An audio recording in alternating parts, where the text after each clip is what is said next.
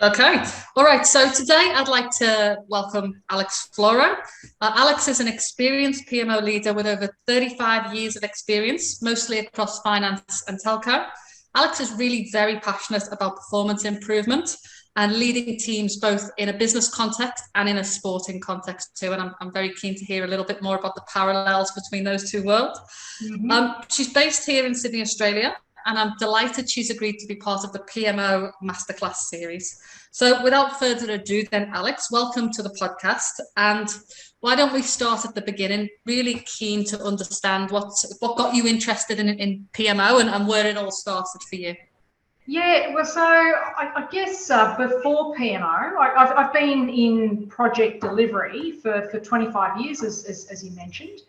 I started off as a project manager. So for the first sort of 15 years, I spent my time in, that sort of hardcore delivery, business, tech, transformation, and progressively sort of, leading larger teams of people as I got a little bit more experienced.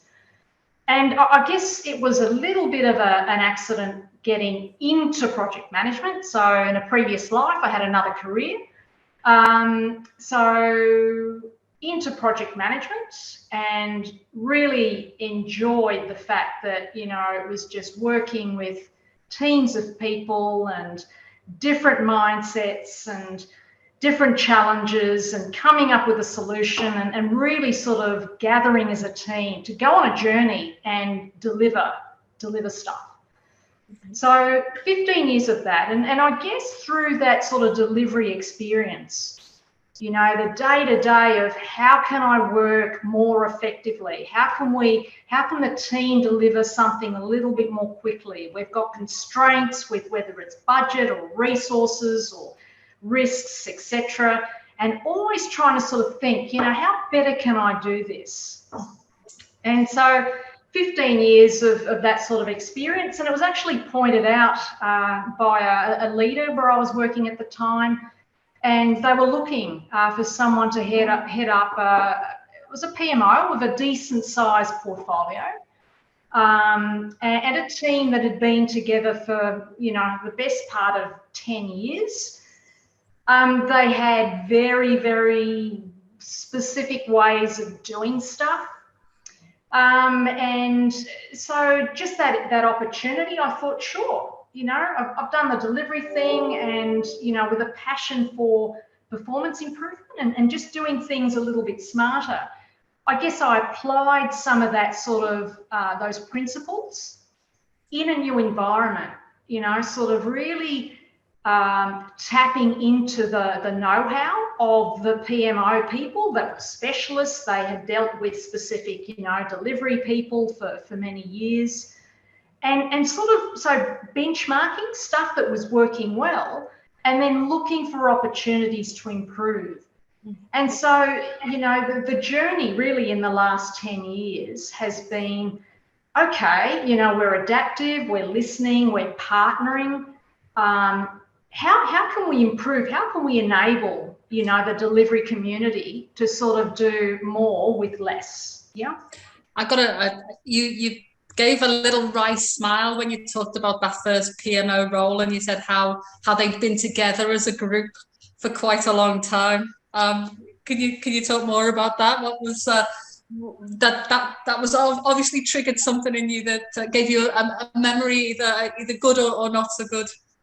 Well, it was somewhat like an alien landing on Mars, or a human landing on Mars, and it was just like, this person comes from the other side, and she's going to be asking for things, and I guess I'd like to say that I was absolutely delighted that within a week. The team was sort of like bouncing ideas and sort of, helping me on the journey of learning how they were sort of supporting and enabling, and how as a PM, as someone that led teams of people to try and do things as effectively as possible, the sorts of learnings that I was bringing to the table. So together, we crafted a really good sort of approach for 2.5 years beyond that, But it was a little bit like, oh, we've got someone from the dark side coming in, and they were really quiet. The team were really quiet for the first few days, you know. I was like, well, they're not behaving like, typical delivery folk that are just like balls in a china shop in some regard. Yeah. So it was a really interesting marriage. And, really from that first week, I was hooked. Wow. So I often say that it can take 6 months to get value from a PMO team, either a new PMO team or if you're coming in as a new person to give it a bit of a shake up. Generally, it doesn't happen. You don't get too much in a week. So that sounds like it was a real trigger point. Yeah, it was, and I guess it was always, well, don't look at me as to what we should be doing. What do you guys think? And so we started, for instance, we had a portfolio report that would be done monthly and tabled with the leadership team, and it was a 15-page PowerPoint presentation. And it had all these, pieces of data, some related, some, I'm thinking, how does this kind of tell a story, And just in my travels, in talking with the execs, it's like, well, what do you absolutely need to see, in this report? And so we went from a 15-page PowerPoint presentation to a dashboard with the critical, and it was probably 4 key components that the execs, that the stakeholders wanted to see. And, we went about and we had to tweak some of the systems. We needed to sort of delve into new data fields that we weren't sort of tapping into to sort of bring together information that was relevant for a specific sort of forum. And how did that go down? Because that's a common thing. Sometimes executive teams, senior leadership think more is more. And it can be a bit of a shock when you take the 15 pages away and bring a 1-pager. So I'm sure you've encountered that more than once in your career. But can you talk a little bit about how the change management, I guess, associated with more isn't always more?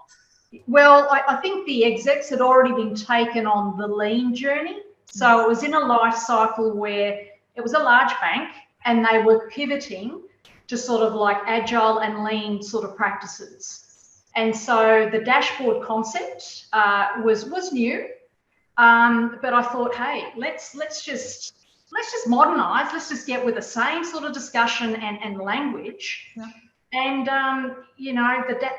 like if they wanted to do a deep dive. So if we, for instance, were wanting to look at our risk profile. And, how many risks are still sitting in that sort of 60-day plus and nobody has even, done a review on them?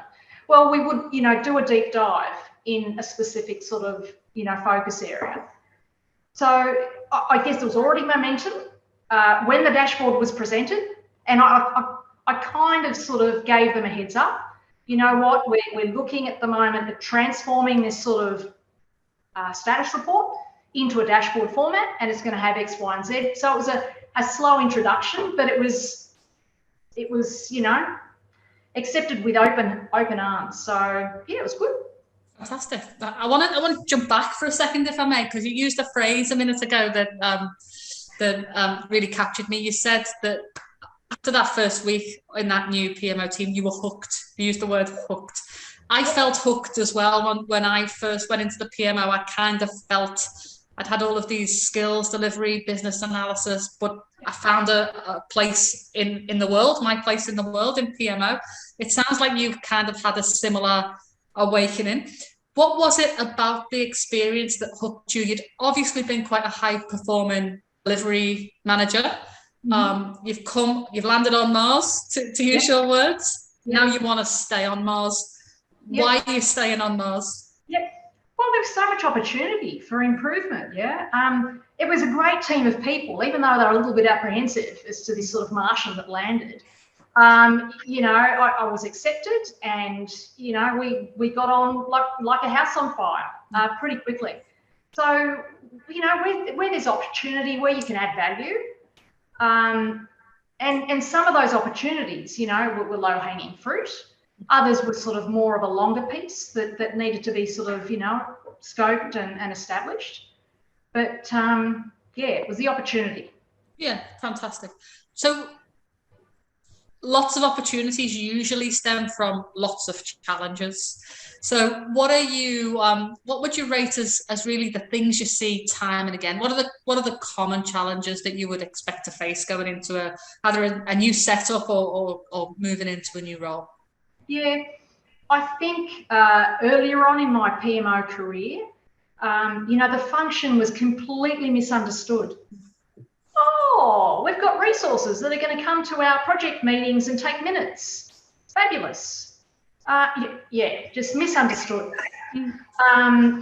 Perhaps a lack of understanding as to the value that the PMO can bring, and I guess that's part of being misunderstood. In some projects, a lot of funding for specific aspects, but we need to sort of cut corners with our PMO sort of staff. So often underfunded and understaffed. Some of the challenges as well, much like walking into a team, some have been there sort of 10 years. There's a specific way of doing stuff. Well, that's the way we do it. And why do we need to change something if it's not broken? Yeah. So they're the main things that come to mind. Yeah, I like this idea of a general kind of bucket of misunderstanding. The way I often talk about it is to use that term value, and that can be different in different or is always different in different organizations. Where you have a misunderstanding or a lack of understanding about PMO value, how would you typically, don't tickle it, how would you typically deal with that? So misunderstanding, not understanding value, it's usually an education thing. Yeah. And it's actually articulating, this is the PMO, this is what we do, these are the principles of operating, and this is how we add value. Yep. And also being so bold to sort of say, we can add value and we will measure that value. And we will sit down with you to sort of share how we're tracking on that value. So for me, that's a big differentiator to a high-performing PMO, the ability to pull out those metrics and to show that value in quantifiable terms is huge. And you can't do it on everything always, but where you can do that, it is huge. I absolutely agree. So you're 10 years down the line now of your purely PMO journey. You've been on Mars for 10 years. What are you kind of pull out as your kind of career defining moments? What are the highlights of that journey for you? Yeah, I guess over the last 10 years, it's just the ongoing transformation, how PMOs or delivery support functions have just been so adaptive. I guess a career defining moment was not when I was actually part of a PMO, but part of a program manager, and leading into an estimation. So we were looking at funding and estimation, and the whole estimation process was based on resource profile. And so it's sort of 11 o'clock at night, and I'm sort of struggling to sort of get stuff done, and bingo, the resource profile is corrupted. And there was someone from the PMO, unfortunately, in the office at this time. And, the PMO were a lifesaver. I mean, they were able to sort of like just assist and really just turn this horrendous situation around just by, their ability to sort of drill into sort of data, so that resource profile, was cached in some point in the system. They were able to sort of piece together, information so that I didn't miss my deadline. Yeah. So that was a real awakening as to, if you've got a value add PMO sitting by your side, they're gold. Yeah, absolutely. Agree 100%. So what do you think then, as we've talked about before and we've talked about many times, every PMO is different, depends on the industry, the business, the makeup of the team. What though do you think are those essential key success criteria? What makes a good PMO in your view? A great PMO is an enabler. They enable the delivery community to get on with delivery. You know, they partner, they're adaptive, they're hungry to sort of continuously improve processes, frameworks, again, to enable. So yeah, I think that's absolutely critical. Yeah, lovely. And if you were to give a newbie, somebody green, maybe coming out of the delivery space, or maybe a PMO analyst or coordinator, somebody who aspired to be a PMO leader, Yep. what tips would you give them before they kind of set out on this journey? Yeah, I guess it's not so much the technical skills as much as the softer skills, you know, around, you know, just active listening, asking, don't be backwards in coming forward with asking, you know, questions. You're there to sort of, you know, engage and partner with your stakeholders. That's absolutely critical. You need to be understanding what's needed, you know. And just approach the role with a growth mindset. You know, you might be in a PMO one day and then a transformation office the next. Now, similar but different, and there's different sort of practices that might apply. Just know that there's some core skills that, you know, once you get the foundation of, will just launch you into a variety of opportunities. So yeah, just growth mindset, don't be shy, and just seek out those growth opportunities. Yeah, it's great. It's great comments. I think one of the interesting things about PMO leaders, great PMO leaders, I think they're sometimes a little bit like unicorns. That's why I think this series will be so useful to people. It's very hard to say exactly what it is, but you know one when you see one. Yeah. I've lost my train of thought now. It's a good job we can edit. What was I going to say? Anyway, I'll draw that to a close. One of the final questions I wanted to ask you is, I know you have an athletic background. I know you've done a lot of competitive sport, and you're a very disciplined person. It's obvious when you have, you know, even from the earliest time I think we met, I thought, this is a lady who knows what she wants and knows how to get it. So, wildcard question. What do you take from your background in sports and athletics that you have utilised in your PMO leadership career? The common denominator is people, you know, and people are inspired, and people have growth opportunities and engage, you know, through that sort of open communication, understanding, you know, sort of where someone's at, you know, being able to sort of coach, to move forward, to share. So it's all part of that journey. And it doesn't matter whether it's in an office, in a bank, or, you know, on the field, or in a canoe somewhere in the middle of an ocean somewhere. It's about sort of tapping into that sort of, you know, all those soft skills, that people aspect, being part of a team, and, you know, working with each other and for each other. Yeah, sort of fantastic. Yeah. Thank you. Well, look, thank you very much for answering my questions and for sharing your knowledge and your wisdom with us. Alex Floro, thank you. Thanks, Louise. Thank you.